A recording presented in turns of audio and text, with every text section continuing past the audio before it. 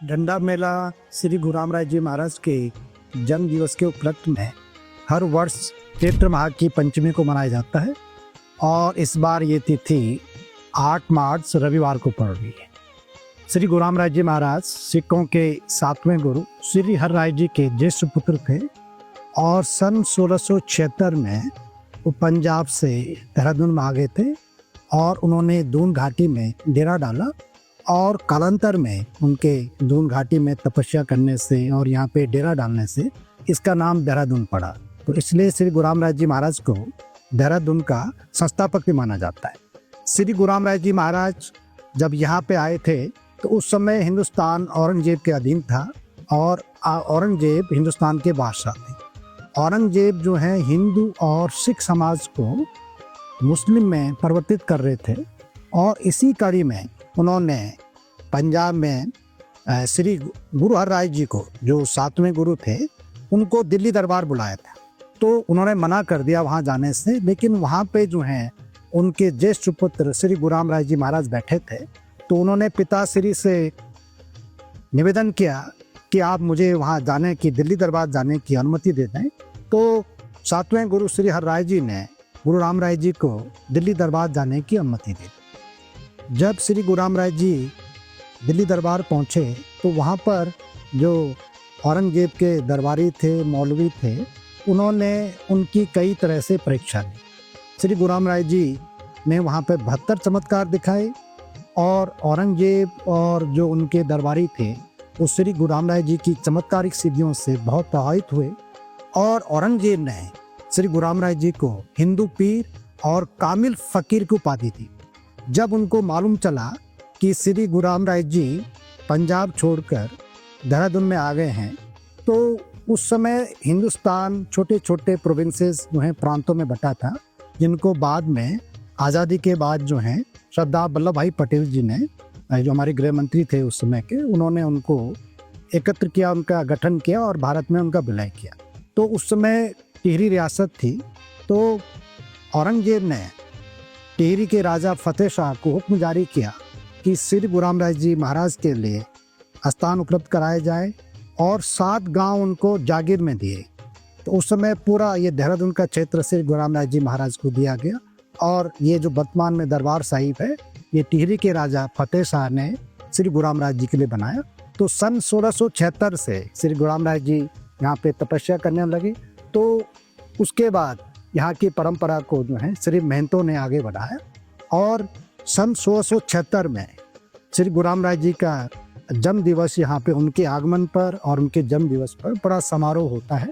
और इसका मुख्य आकर्षण जो दरबार साहिब का पश्चिमी द्वार है, वहाँ पे एक बहुत बड़ा चबूतरा है और उस पर झंडारोहण से होता है। जो वर्तमान में झंडे जी हैं उनको सुबह पूजा अर्चना के बाद जो है वैदिक मंत्रों के उच्चारण के साथ उतारा जाएगा और उस पर जो 3 तरह के वस्त्रों का आवरण होता है जिनको गिलाफ कहते हैं। सबसे अंदर सादे वस्त्र होते हैं जिनकी संख्या जो है गिलाफ की 41 होती है। उसके बाद जो है मलमल का गिलाफ, जिसको सनील का गिलाफ कहते हैं, इनकी संख्या 21 होती है।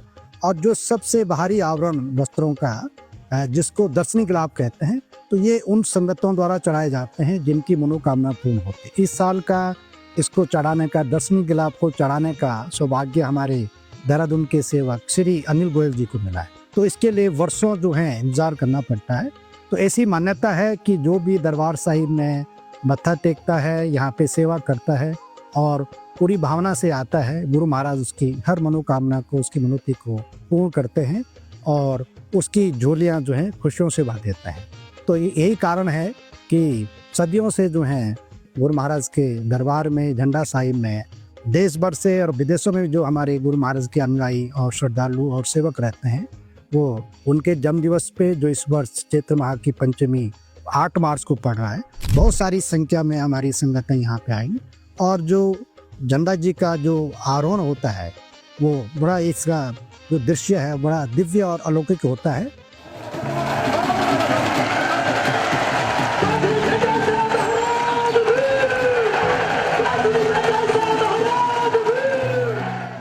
तो इसके लिए ध्वज दंड बनाए जाते हैं जो लगभग 90 फुट जो है इसकी ऊंचाई होती है।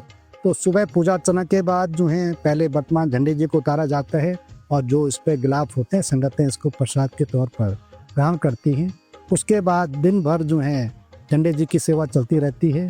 संगतें इसको पंचगव्य से और गंगा जल से जो है इसका स्नान कराती हैं और फिर इस पर नए वस्त्रों का आगमन चढ़ाती हैं और शाम को 3 से और 5 बजे के बीच में नया झंडे जी का आरोहण कर दिया जाता है। झंडे मेले की सभी तैयारियां पूरी हो गई हैं और सुरक्षा के लिए पुलिस प्रशासन का, जिला प्रशासन का पूरा सहयोग रहता है और पूरे दरबार परिसर में जो भी इसके प्रवेश द्वार हैं वहाँ पे पुलिस की तैनाती रहती है और पुलिस के जवान के साथ साथ हमारे संगत के जो भक्तगण हैं वो भी पूरी सुरक्षा व्यवस्था को देखते हैं।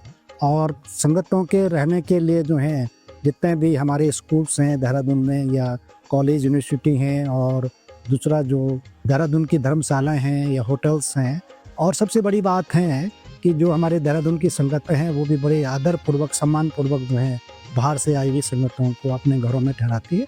तो कोई भी दिक्कतें जो हैं संगतों को रहने के लिए नहीं होती है। उसके अलावा खाने के लिए लगभग जो हैं 3 लंगर जो हैं, एक तो दरबार परिसर में, फिर तालाब में, उधर माता वाला बाग में 24 आवर्स चलता रहता है। तो खाने की भी कोई, भोजन की भी कोई कठिनाई जो है संगतों को नहीं होती। उसके अलावा हमने वॉशरूम के लिए, पानी के लिए जो है बहुत अच्छी व्यवस्था कर रखी है और हमारे स्कूलों में, दरबार परिसर में बहुत सारी जो है ऐसी सुविधाएं हमने जुटा रखी है कि संगतों को कोई दिक्कत नहीं होती। मैं संगत से विनती करूंगा कि पानी की बहुत कमी है, तो मेला के दौरान जो है वो बहुत अच्छे ढंग से पानी का समुचित उपयोग करें और पानी बिल्कुल भी वेस्टेज ना करें। झंडारोहण के एक दिन बाद जो है सप्तमी को नगर परिक्रमा होती है और इसके पीछे ये इतिहास है कि जब श्री गुरु रामदास जी महाराज दरबार परिसर में यहाँ पे तपस्या करते थे तो वो हर रोज़ जो है सुबह संगतों को जो है दर्शन देते थे, उनका दुख दर्द बांटते थे और जो ये परिसर था उसकी परिक्रमा करते थे। तो उस समय जो देहरादून छोटा नगर था तो ये जो हमारी परिक्रमा है उसी का, गुरु महाराज की जो उनकी परिक्रमा का पथ होता था उस समय, उसी का अनुसरण करती है। और हमारी ये नगर परिक्रमा सुबह 7:30 से, पहले इसका समय 10 बजे होता था तो कोई ट्रैफिक जाम ना हो, लोगों को कोई दिक्कत ना हो, तो इसको हमने इसका समय सुबह कर दिया है। और ये परिक्रमा सुबह 7:30 दरबार साहिब से शुरू होकर झंडा बाजार से फिर कामली रोड और वहाँ से दाहिनी तरफ जो है बिंदाल की तरफ मुड़ जाती है। वहाँ पे हमारा स्कूल है, वो देर के लिए संगतें वहाँ पे भजन कीर्तन करती है। आधा घंटे रुकने के बाद तिलक रोड होके फिर जो है चक्राता रोड, फिर घंटाघर और घंटाघर से फिर जो है पलटन बाजार और धामा वाला होते हुए फिर इधर लक्की बाग और वहाँ से जो है फिर भंडारी बाग जो हमारा स्कूल है, हॉस्टल है, वहाँ पे जाती है। वहाँ पर फिर संगतें कीर्तन भजन करती हैं और जो स्थानीय हमारे संगतें हैं उनसे मिलती हैं और वहाँ पे प्रसाद का वितरण होता है। फिर वापसी वहाँ से होती है और जो श्री महंत साहिबान की समाधि है ये सहारनपुर चौक से नीचे को, वहाँ पे भी संगतें आती हैं और समाधि पर मत्था टेकती हैं। वहाँ पे भी कीर्तन भजन होता है, प्रसाद बनता है और फिर वापसी में फिर दरबार साहिब में परिक्रमा दिन के 12 बजे तक में संपन्न होता है। झंडा मेला जो है लगभग 350 वर्षों से मनाया जा रहा है। तो हमने इसकी जो सांस्कृतिक विरासत है, इसकी जो परंपरा है, रीति रिवाज है, सबको जो है वैसे ही रखा। तो हम चाहते हैं कि जो भी हमारे ऋषि मुनियों ने, हमारे पूर्वजों ने, बड़ों ने जो व्यवस्था कायम की है, जो भी उन्होंने सिस्टम बनाया है, उसको हम अगली पीढ़ी तक ले जाएं, क्योंकि उनके सिस्टम में बहुत मजबूती है और भारत की संस्कृति उसमें झलकती है।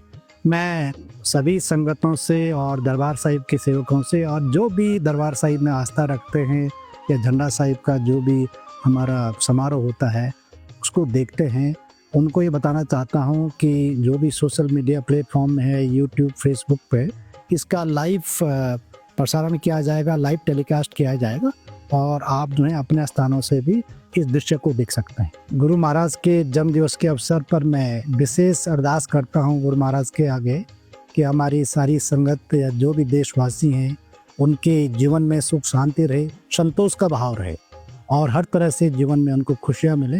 ये मेरी गुरु महाराज से प्रार्थना है, अरदास है।